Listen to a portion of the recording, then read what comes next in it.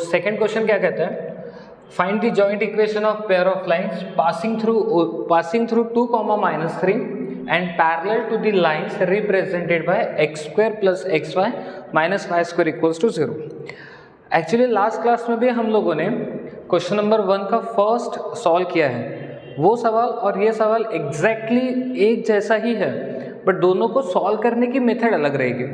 जो मेथड हमने question number 1 में की है, अब हम लोग उसी मेथड का यूज़ नहीं करेंगे, कैलकुलेशन बहुत लेंदी हो जाता है। तो मैं आपको एक सेकेंड अप्रोच बताऊंगा इसी क्वेश्चन को सॉल्व करने का।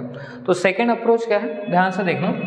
इस बार हमें क्या बोला है कि आपको दो लाइन का कंबाइन इक्वेशन फाइंड आउट करना है, और वो दोनों लाइन किस पॉइंट से पास हो रही है, 2, -3 पॉइंट से पास हो रही है। ठीक है, दो लाइन -2, -3 पॉइंट से पास हो रही है, लेट्स से लाइन L1 और लाइन L2, और आपको दो लाइन दी हुई है, दो लाइन का कंबाइन इक्वेशन दिया हुआ है जो ओरिजिन से पास हो रही है, और इस तरीके से है कि ये जो रिक्वायर्ड लाइन है इन दोनों को पैरेलल है। तो मान लेते ये लाइन आपकी U है और ये लाइन V है। ठीक है, जिस भी बच्चे ने लास्ट लेक्चर नहीं देखा है उसको ये चीज़ें समझ में नहीं आएगी, तो आप लोगों से रिक्वेस्ट है कि पहले लेक्चर नंबर 4 देख लो, वहाँ कंसेप्ट क्लियर कर लो, और वहाँ का क्वेश्चन नंबर 1 देख लेना, क्वेश्चन नंबर 1 का फर्स्ट वो देख लेना, और अब इसको देखना, तभी आपको चीज़ें क्लियरली समझ में आएगी। ठीक, तो हमें इन दो लाइन का क्या करना है, कंबाइन इक्वेशन निकालना है। कंबाइन इक्वेशन निकालने के लिए पहले हमें उन दोनों का सेपरेट इक्वेशन चाहिए। तो सेपरेट इक्वेशन निकालने के लिए हमें लाइन का पॉइंट पता होना चाहिए और स्लोप पता होना चाहिए। खैर पॉइंट तो पता है लेकिन स्लोप पता नहीं है, तो हमारा अप्रोच क्या रहेगा यहाँ पे देखो, हमें दो लाइन का कंबाइन इक्वेशन दिया है, given combined equation of two lines is x² + xy - y² equals to 0। ये दो लाइन का आपको कंबाइन इक्वेशन दिया है। अब इसमें दो लाइन्स है तो दो स्लोप भी होंगी। So let m1 and m2 are slope of required line, slope of given line. m1 और m2 क्या लिया अपन ने, स्लोप लिया है। अच्छा, हम सबको पता है कि m1 + m2 क्या होती है, -2h/b। सो -2h कितना दिया है, 1, और b दिया है -1, तो ये आ जाएगा आपका 1, ये आपका 1 आ जाएगा। और m1 × m2 होता है a/b, और a हमें गिवन दिया है 1 और b हमें गिवन दिया है -1, तो ये हो जाएगा आपका -1। तो हमने क्या किया, m1 + m2 फाइंड आउट कर लिया। m1 m2 फाइंड आउट क्या है, ध्यान से देखना, m1 m2 क्या है, m1 m2 जो दो लाइंस का कंबाइन इक्वेशन हमें दिया है उसी के स्लोप है। अब ये दो लाइन, इन दोनों लाइन को क्या है, पैरेलल है। ये दोनों लाइन मतलब जो गिवन लाइन है वो लाइन रिक्वायर्ड लाइंस को कैसी है, पैरेलल है। तो हम लोग यहां मान के चलते हैं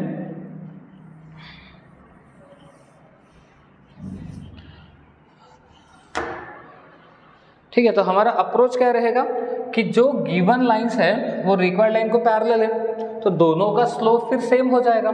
तो जो स्लोप गिवन लाइन का होगा वही स्लोप आपके रिक्वायर्ड लाइंस का भी होगा। तो यहाँ हम लोग बोल देते कि let m1 and m2 are slope of required lines. m1 और m2 क्या है, स्लोप है। किसका स्लोप है, रिक्वायर्ड लाइंस का, लाइन का। क्यों m1 और m2 स्लोप रहेगा रिक्वायर्ड लाइंस का, क्योंकि आपकी गिवन लाइंस और आपके रिक्वायर्ड लाइंस एक दूसरे को पैरेलल है, तो दोनों का स्लोप भी इक्वल रहेगा। ठीक है, फिर हम लोग लिखते हैं equation of required lines, required lines का इक्वेशन लिखना है। रिक्वायर्ड लाइंस आपकी कहाँ से पास हो रही है, 2, -3 से, और इस लाइन का स्लोप हमने क्या ले लिया है, m1 और m2। तो हमें स्लोप पता चल गया है, पॉइंट पता है, तो इक्वेशन बता सकते हैं। Equation of required lines, equation of required lines क्या होगा, मतलब इस लाइन का अपने को इक्वेशन बताना है। Equation of required lines y minus y1 कितना है -3, तो +3 हो जाएगा। m1 x माइनस x1 कितना है 2 एंड y माइनस y1 अभी भी -3 है, इज इक्वल्स टू इस लाइन का स्लोप क्या है m2 x माइनस x1 आपका 2 है, ठीक है। सो ये हो जाएगा y plus 3 equals to m1 x minus 2m1 and ये होगा आपका y plus 3 is equals to m2x minus 2m2। अब हम क्या करेंगे, यहां से एक प्रॉपर फॉर्म लिखेंगे। जैसे लाइन का प्रॉपर फॉर्म क्या होता है, लाइन का स्टैंडर्ड फॉर्म क्या होता है, ax plus by plus c equals to 0। तो m1x एज इट इज रहने देते हैं, m1x, फिर y को उधर शिफ्ट कर दे तो माइनस y आएगा, 3 को उधर लेके गए तो -2m1 और 3 इस साइड जाएगा तो -3 इक्वल्स टू 0 आ जाएगा। एंड m2x y को शिफ्ट करेंगे तो -y होगा, 3 को शिफ्ट करेंगे तो -3 -2m2 equal to 0।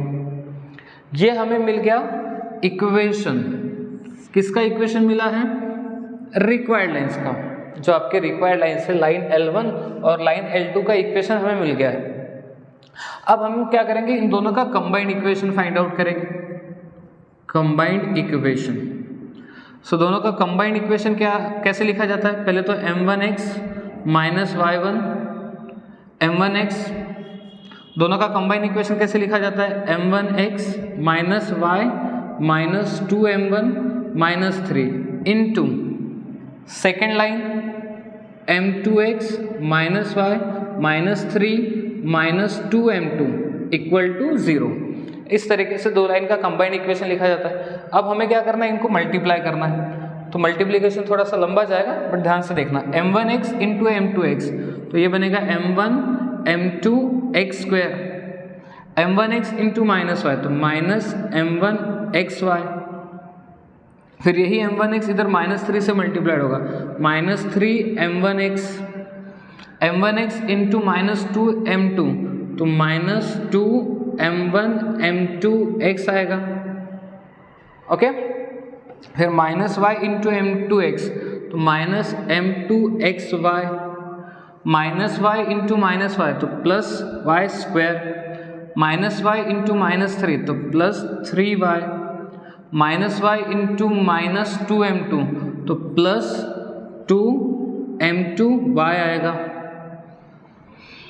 -2m1 into m2x -2m1 m2x, -2m1 into -y +2m1y, -2m1 into -3 +6m1, -2m1 into -2m2 +4m1 m2, -3 into m2y so -3m2x, -3 into -y +3y, -3 into -3 +9, -3 into -2m2 +6m2 equal to 0। ठीक है ना, उम्मीद करता हूँ ये calculation आप ठीक से कर लोगे, ठीक है ना। आपको बस क्या करना है, हर एक टर्म को ब्रैकेट के साथ मल्टीप्लाई कर लेना है। इसके बाद हम लोग चीज़ों को प्रॉपर वे में अरेंज कर लेंगे, जैसे कि m1 m2 x स्क्वायर, सो m1 m2 x स्क्वायर। अब यहाँ देखो xy के आपको टर्म्स दिखा दीजिए, जैसे यहाँ पे -m1 xy, -m2 xy, -m1 xy, -m2 xy। अगर मैं यहाँ से -xy कॉमन लेता हूँ तो ब्रैकेट में आ जाएगा m1 प्लस m2, ठीक है। देन उसके बाद y स्क्वायर की टर्म देखो, y स्क्वायर की टर्म आपको दिखाई देगी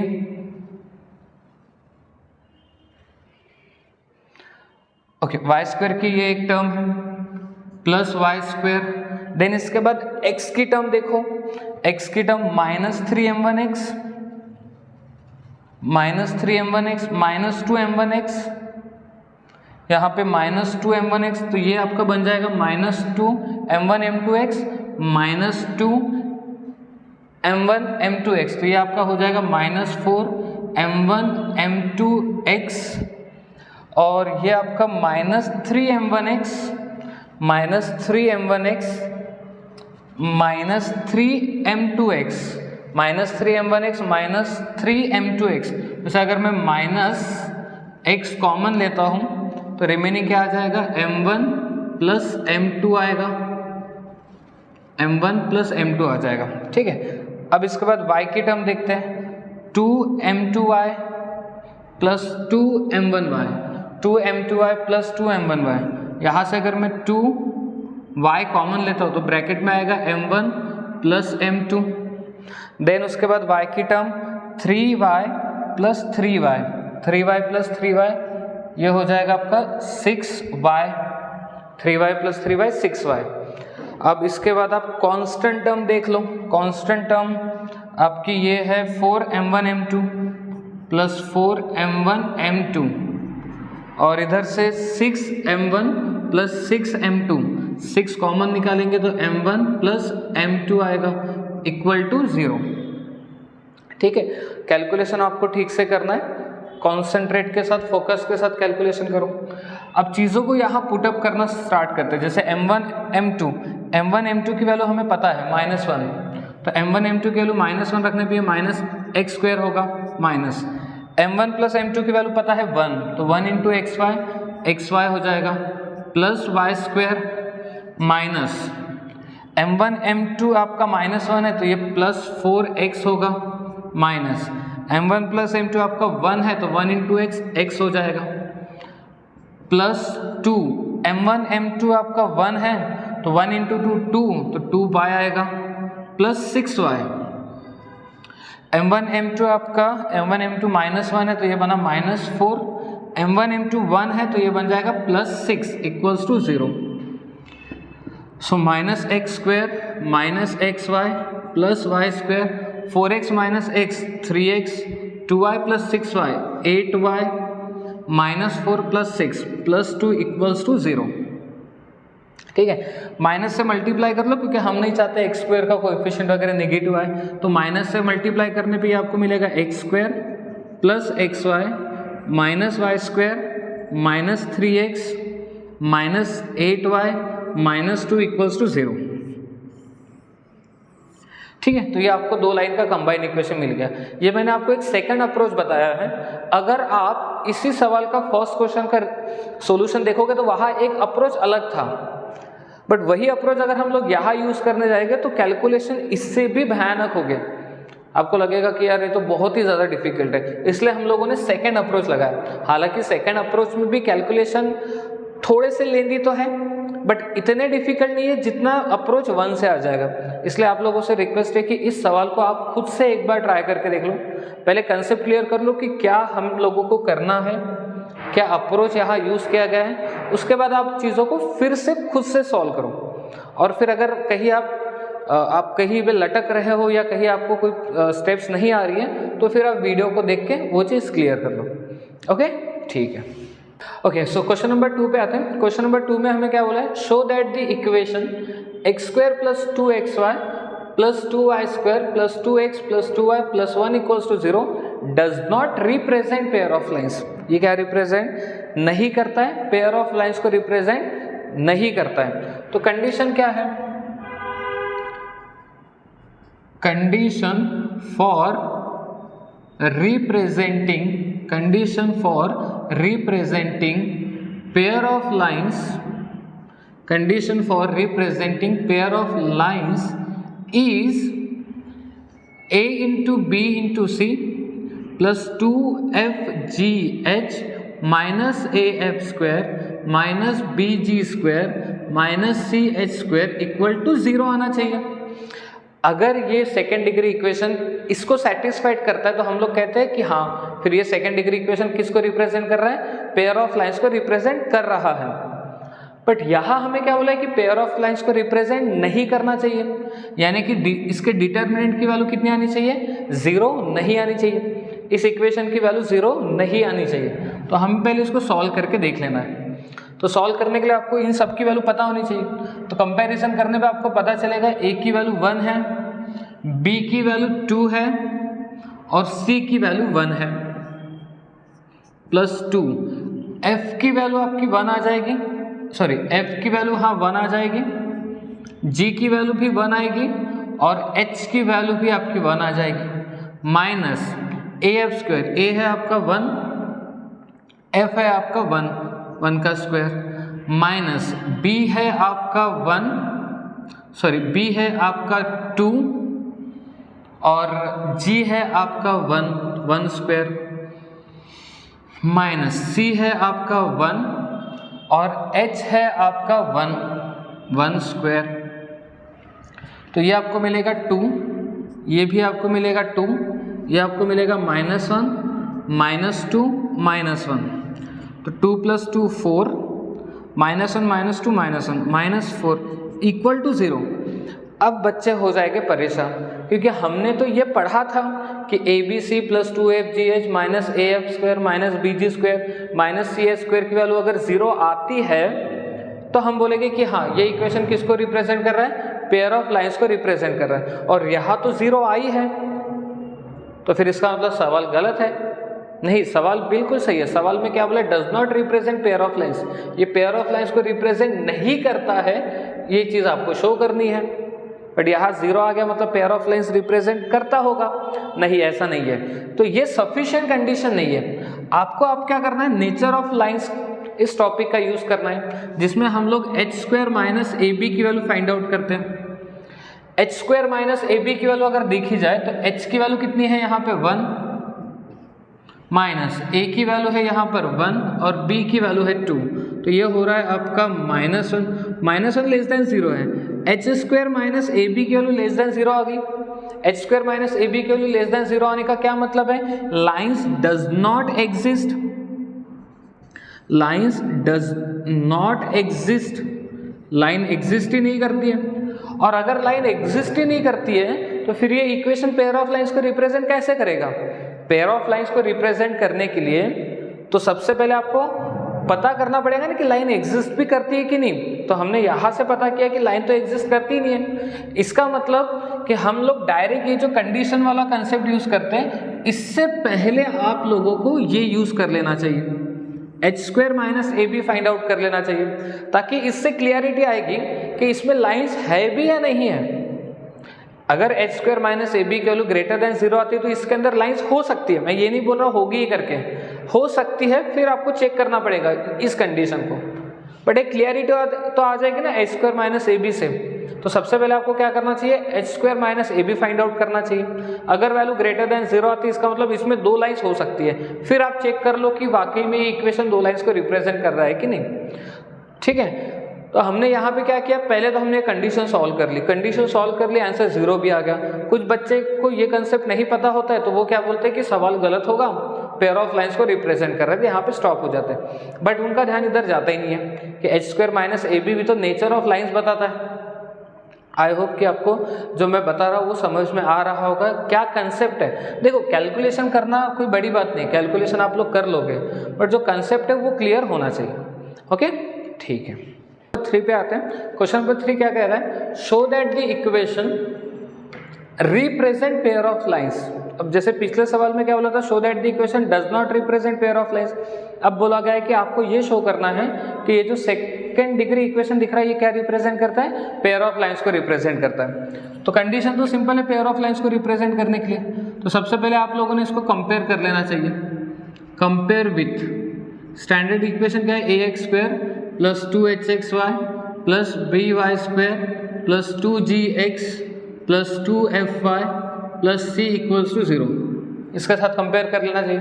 कंपेयर करने पे आपको पता चलेगा कि a की वैल्यू 2 है, h की वैल्यू आपकी -1/2 आएगी, b की वैल्यू आपकी -3 आ जाएगी, 2g -6 है तो g आपका -3 आएगा, 2f आपका 19 है तो f आपका 19/2 आएगा और c आपका -20 आ जाएगा। इस तरीके से इन सब की वैल्यू आपको पहले तो फाइंड आउट कर लेना है। वैल्यू फाइंड आउट करने के बाद कंडीशन क्या है, condition for representing, condition for representing pair of lines, condition for representing pair of lines, pair of lines को रिप्रेजेंट करने की कंडीशन है ABC plus 2FGH minus AF square minus BG square minus CH square, इसके value कितनी आनी चाहिए? 0 आनी चाहिए। क्या आनी चाहिए? 0 आनी चाहिए। तो इसमें पुटअप करके देखते हैं सभी वैल्यू। A आपका 2 है, B आपका -3 है और C आपका -20 है। 2 F आपका 19/2 है, G आपका -3 है, H आपका -1/2 है, माइनस A है 2, F है आपका 19/2 होल स्क्वायर माइनस B है आपका -3 और G आपका कितना है? -3 square minus CH square, C है आपका -20 और H है आपका -1/2 स्क्वायर। ओके, सो ये आपको मिलेगा -6 × -20, तो ये 120 हो जाएगा। 2 यहाँ से कैंसिल हुआ, 2 कैंसिल, -3 × -1/2, 3/2 बनाइए, 3/2 × 9, 3/2 × 9, तो ये कितना आएगा आपका? 57 आ जाएगा। 57 माइनस या 19/2 का स्क्वायर, 19/2 का स्क्वायर कितना होगा? 19 का स्क्वायर होगा 361/2 का स्क्वायर हो जाएगा 4, 2 4 के साथ कैंसिल होगा तो यहाँ पे 2 देगा, माइनस माइनस प्लस बना, -3 का स्क्वायर 9, 9 × 3 27 आएगा और ये माइनस माइनस प्लस तो 20 और -1/2 का स्क्वायर 1/4, 1/4 मल्टीप्लाइड होगा 20 के साथ तो कितना आएगा? 5। सो 120 + 27, 147 + 5, 147 + 5 152 आएगा। बेस से मैं आपका एक बार लिखते हैं, 57 - 361, 57 - 361 ये होगा आपका -304, या जाएगा आपका -304, तो ये आपका हो जाएगा 152 - 304/2, ये आएगा आपका 152, तो रिजल्ट मिल गया आपको 0। रिजल्ट 0 मिल गया, मतलब ये जो कंबाइन इक्वेशन आपको दिया है, जनरल सेकंड डिग्री इक्वेशन, ये क्या रिप्रेजेंट करता है? पेयर ऑफ लाइंस को रिप्रेजेंट करता है। हालांकि यहाँ आप लोगों ने पहले निकाल लेना चाहिए था h² - AB की वैल्यू, लेकिन अगर आप h² - AB की वैल्यू निकालते तो आपको पता चलता वैल्यू 0 से बड़ी आ रही है। देख लो लगे तो h² यानी -1/2 का स्क्वायर 1/4 -a × b, सो 2 × -3 -6, तो ये +6 हो जाएगा, तो ये आपको मिला 25/4। h² - AB की वैल्यू 25/4 आ गई, मतलब ग्रेटर देन 0 है। तो ये आपको क्या बताता है? नेचर ऑफ लाइंस बताता है कि हाँ 2 लाइंस एग्जिस्ट कर रही है। तो ये पहले फाइंड आउट करते तो भी चल जाता, या ये नहीं भी करते तो भी चलता। सिर्फ आपके कंसेप्ट क्लियर होना चाहिए कि अगर 0 आ रहा है तो एक बार आपने देख लेना चाहिए, ठीक है ना, कि लाइंस एग्जिस्ट करती है कि नहीं। अगर लाइन एग्जिस्ट करती है तो ही तो ये कंबाइन इक्वेशन को रिप्रेजेंट करेगा, अदरवाइज ये कंबाइन इक्वेशन को रिप्रेजेंट नहीं करेगा। ठीक है, आई होप कि जो आपको मैं कैलकुलेशन करवा रहा हूँ और जो कंसेप्ट आपको बता रहा हूँ ये समझ में आ रहा है। अगर कोई पार्ट आपको नहीं समझ रहा है तो आप वीडियो को फिर से रिवाइंड करके उसको ठीक से समझने की कोशिश करो। सबसे आसान तरीका क्या होता है कि आप तो पहले कंसेप्ट क्लियर कर लो और जितने भी टेक्स्ट बुक में सवाल है वो सवाल आप पहले खुद से ट्राई करने की कोशिश करो। खुद से ट्राई करने के बाद अगर आप कहीं पे स्ट्रक हो रहे हो, कहीं पे आपको कोई सवाल नहीं बन रहा है, तो फिर आप उसको वीडियो के थ्रू उसको समझने की कोशिश करो। समझने के बाद ऐसा मत करो कि आपने एज इट इज चीज़ों को लिख लिया, फिर से वो सवाल आप खुद से ट्राई करो। तब तक करते रहो जब तक आप एग्जैक्टली आंसर नहीं निकाल लेते। ठीक है ना, वीडियो ये आपको बस हेल्प करने के लिए है, बट ये मत सोचो कि आपने वीडियो देख लिया तो आपकी पढ़ाई होगी, ऐसा नहीं होगा। वीडियो देखने से आपके बस कंसेप्ट क्लियर हो गए, बट आपको न्यूमेरिकल खुद से सॉल्व कर लेना चाहिए। ओके।